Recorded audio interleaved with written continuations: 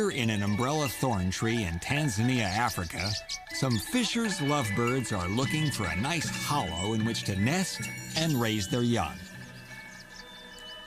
The lovebird is a small, stout member of the parrot family. They're like humans in that location is a very important factor in finding a home. And sometimes you find just the right spot, only to discover somebody else got there first. Unlike humans, lovebirds who have found the perfect tree hollow can be evicted merely because another bird, like this Vanderdecken's hornbill, decides it might want to take a look. The hornbill pokes around a bit,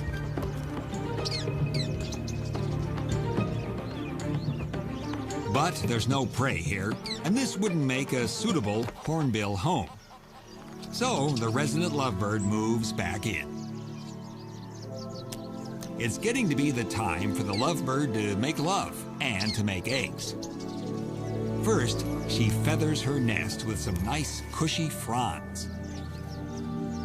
Then, she and her mate for life pledge their union by, kissing. To seal the deal, the male passes edibles to his beloved. For lovebirds, it doesn't get any better than this. Now, actually, it does get better than this.